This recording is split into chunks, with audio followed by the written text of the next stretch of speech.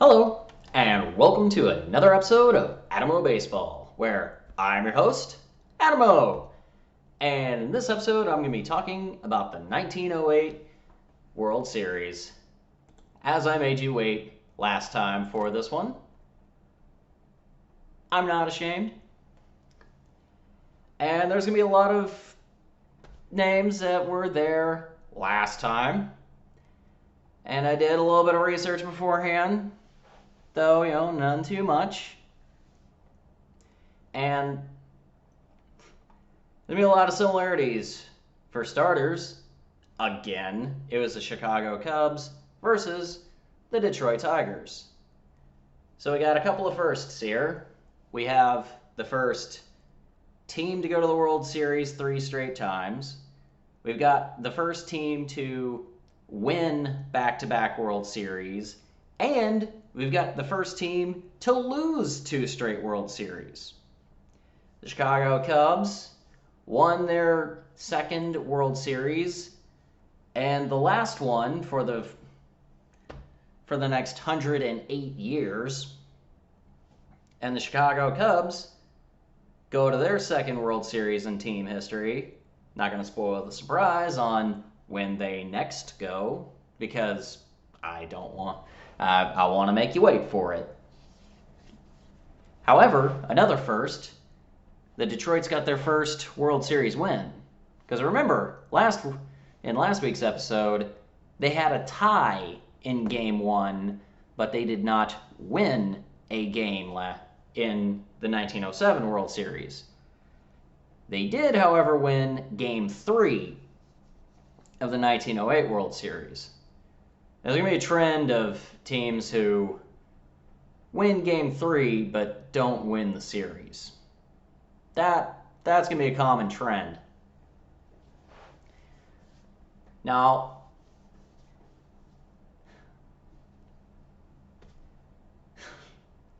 the series itself was a bit of a wash because, again, the games were relatively quick, especially by today's standards. There were 2 games that lasted 2 hours and 10 minutes. The rest were an hour 25, an hour 30, and an hour 35, officially. Is it possible that it was a minute or 2 in difference? Possibly, but even if they're rounded off, you still get the idea that the games were pretty quick. And when you consider how high scoring Game 1 was, it's rather surprising. Because,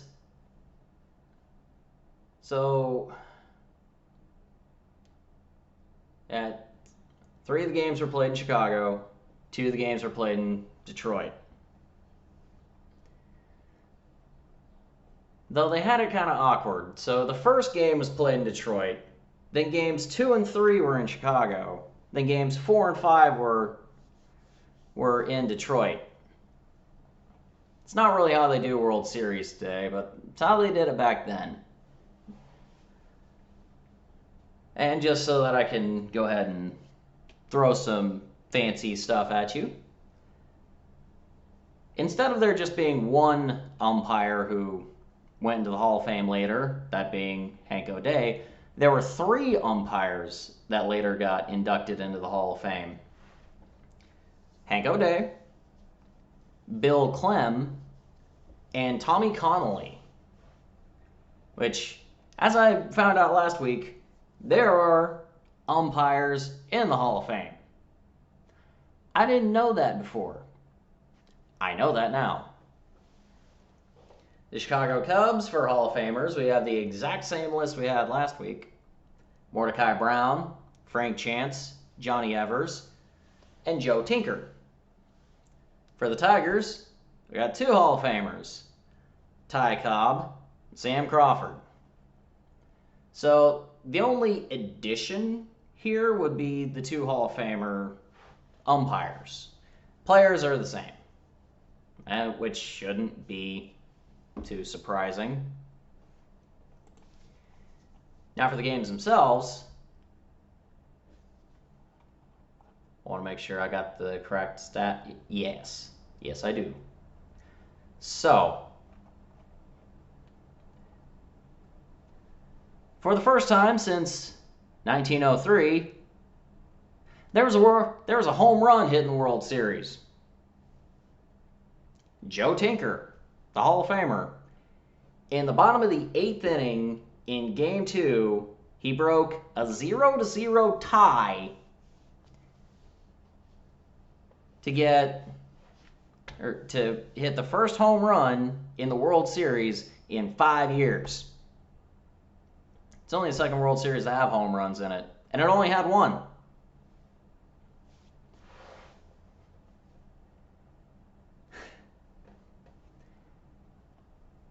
The Cubs definitely hit a lot better in this World Series than they had in the previous two, because as a team they hit .293. They had not been doing that before.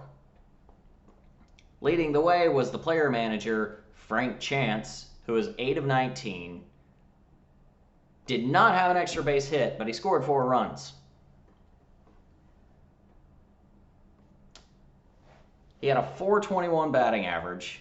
He had 3 walks, 1 strikeout, and 2 runs batted in.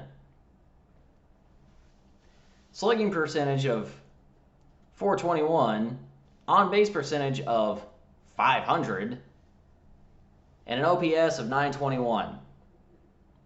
Statistically, you could probably call him the World Series MVP.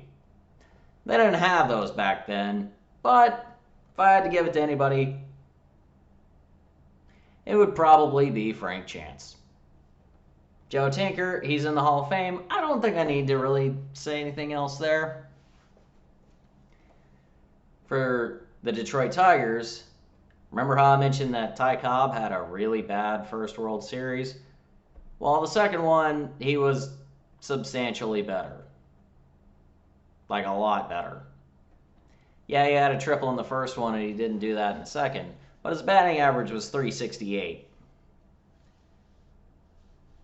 He was 7 of 19, with a double and 3 runs scored, and 4 runs batted in, 1 walk and 2 strikeouts. And he stole the base twice.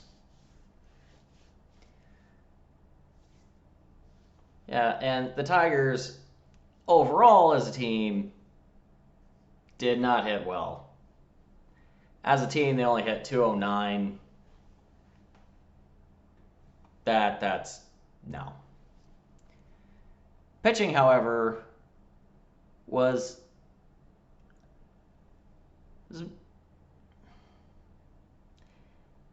yeah, you can tell who the good pitchers were in this one.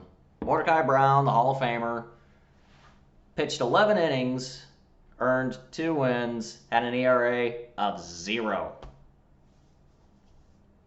He only allowed 1 run, and it wasn't earned. The Tigers scored that run on an error. And he threw a complete game, too. Orville overall,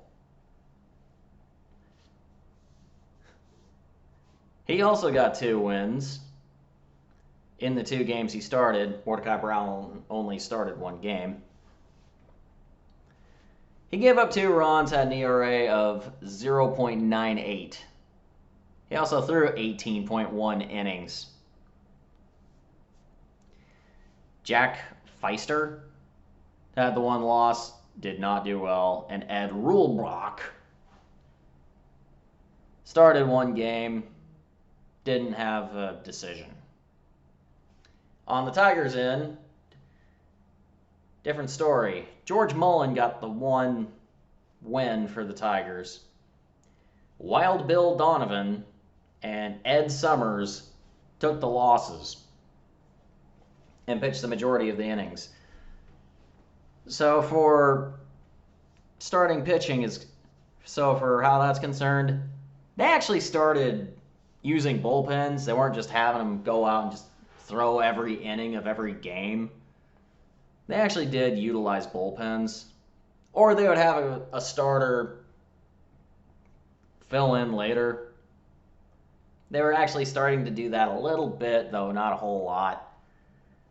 George Winter for the Tigers, he only threw 1 inning. Ed Killen only pitched 2 1/3. He started, only pitched 2 1/3, mostly because he just got wrecked. But the Tigers were smart enough to go ahead and pull him.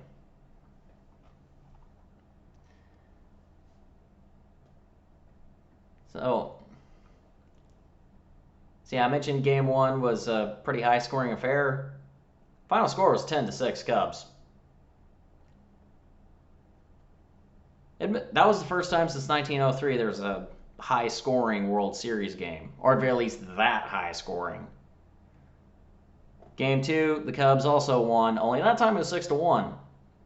When Joe Tinker hit his home run that broke a 0-0 tie, well, it broke the game wide open for the Cubs. Because the game was played in Chicago, meaning that they had to score all 6 runs in the bottom of the 8th. And then the Tigers only managed to score 1. And in case you're curious, you didn't play the bottom of the 9th if you were leading.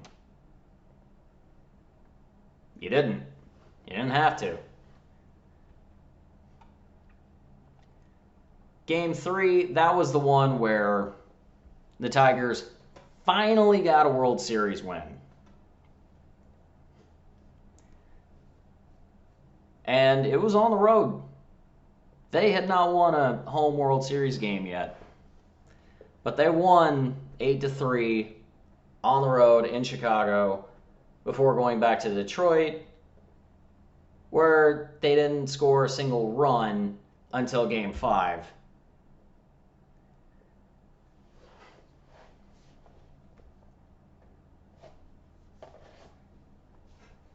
Actually, no.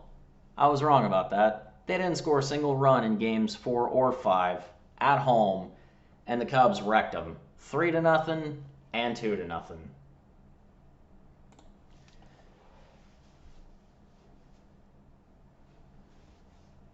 And honestly, there's really not a lot else to say because, again, it was not a dramatic World Series. There wasn't, like, big plays that happened in the series.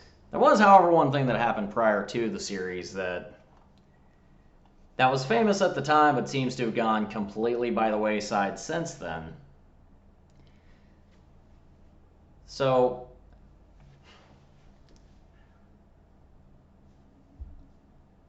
going into the World Series, it was actually the Cubs that may not have made it in. They only won, or both the Cubs and the Tigers just barely won their pennants. The Cubs won by 1 game. The Tigers won by half a game. Cubs had 99. Tigers had 90.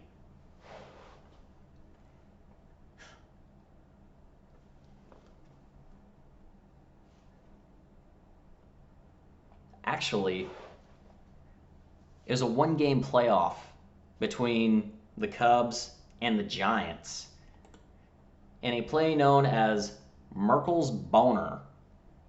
No, I'm not making it up. It was actually called that.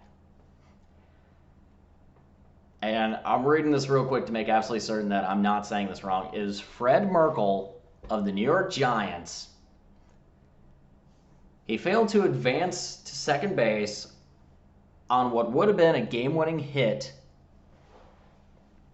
and instead was forced out at second base, which is why base running is so important. Well, back then it wasn't calculated like it is today. And because he didn't advance to second like he was supposed to, thinking that the runner was going to be out at first, he didn't advance to second, so he wasn't able to go into scoring position. And the play ended up costing the New York Giants a shot at getting their second World Series victory. Because they hadn't been there since 1905, and they chose not to play in 1904. So that made a huge difference. It ended up costing them the World Series. Both an attempt at going to the World Series and possibly winning it. because they were probably better than the Tigers. Full honesty, they probably were. And at this point, I don't think there really is anything else to say about the 1908 World Series. I know some fans watching this or listening to this will probably go, but wait, that's the last World Series the Cubs won until 2016. Well, yeah, it is.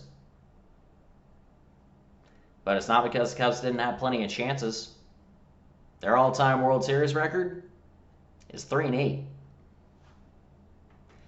At this point, their World Series record was 2-1. So that's pretty much all I have to say on this World Series. So if you've got something to say, or would just like to let me know some of your thoughts, you can do so down in the comments below. Or if you're listening on my podcast, come on over to my YouTube channel and let me know in the comments down below. Adam O Baseball is the YouTube channel.